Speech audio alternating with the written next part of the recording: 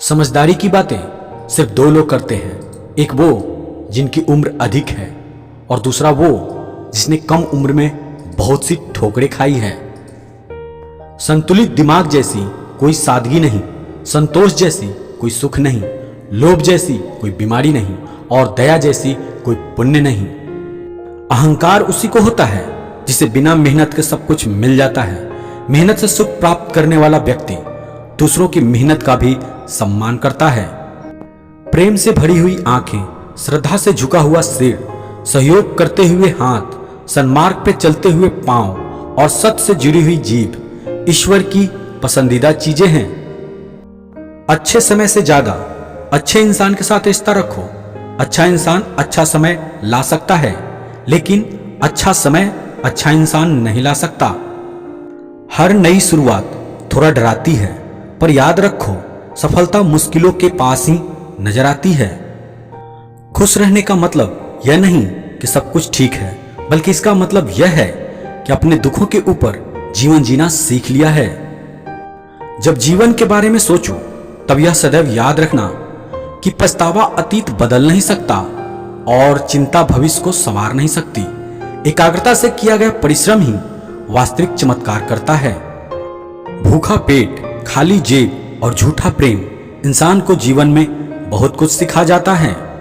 जिसने हर क्षण को महोत्सव बनाया हो, जिसकी शिकायतें कम हो और जिसने हर छोटी उपलब्धि के लिए भी ईश्वर का धन्यवाद किया हो, ऐसे व्यक्ति को दुख का आभास बहुत कम ही होता है। 20 वर्ष की आयु में व्यक्ति का जो चेहरा रहता है वह प्रकृति की देन है। 30 वर्ष की आयु का चेहरा जीवन के उतार चढ़ाव की देन है, लेकिन 50 वर्ष की आयु का चेहरा व्यक्ति की अपनी कमाई है। इच्छाएं मनुष्य को जीने नहीं देती और मनुष्य इच्छाओं को कभी मरने नहीं देता। तुम समय को रोक नहीं सकते, परंतु समय को बर्बाद न करना सदैव तुम्हारे नियंत्रण में ही है। सरल को कठिन बनाना आसान है, परंतु कठिन को सरल बनाना मुश्किल है, और जो कठिन को सरल बनाना जानता है वह व्यक्ति विशेष है। जैसे एक बछड़ा हजारों गायों के झुंड में अपनी मां के पीछे चलता है, उसी प्रकार आदमी के अच्छे और बुरे कर्म उसके पीछे चलते हैं।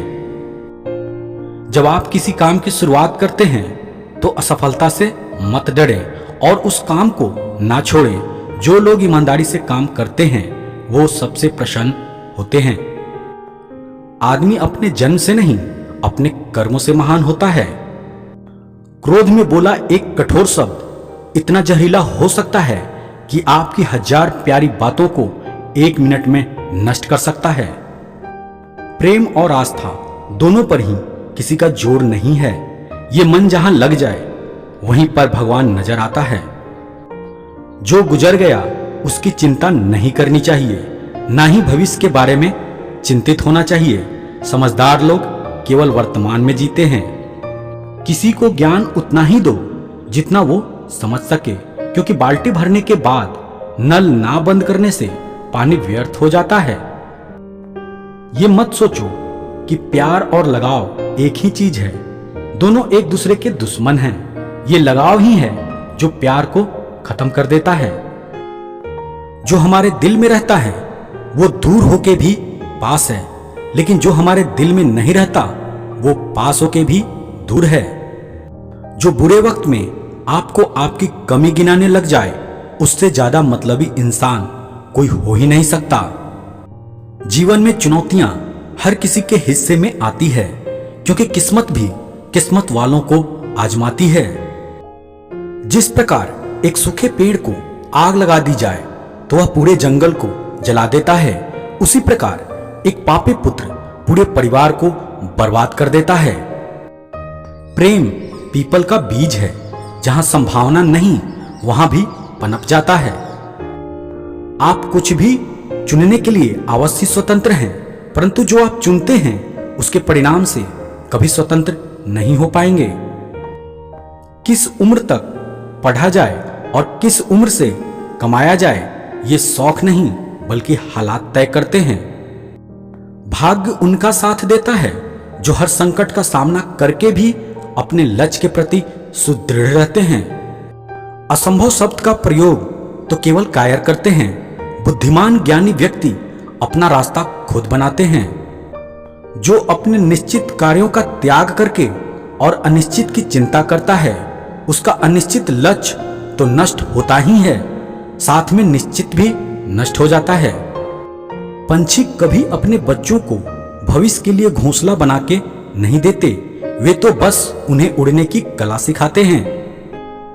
उनसे सलाह कभी मत लेना जो उस पड़ाव पर है ही नहीं जहां तुम पहुंचना चाहते हो, क्योंकि माता पिता और गुरु के अलावा ज्यादातर लोग आपको आपके मार्ग से भटकाने का कार्य ही करते हैं। समस्या का समाधान इस बात पर निर्भर करता है कि आपका सलाहकार कौन है। यह बहुत महत्वपूर्ण है, क्योंकि दुर्योधन शकुनी से सलाह लेता था और अर्जुन कृष्ण से। मन बड़ा चमत्कारी शब्द है। इसके आगे न लगने पर यह नमन हो जाता है और इसके पीछे न लगने पर यह मनन हो जाता है। इसलिए जीवन में नमन और मनन करते रहिए। जीवन सफल ही नहीं बल्कि सार्थक भी हो जाएगा।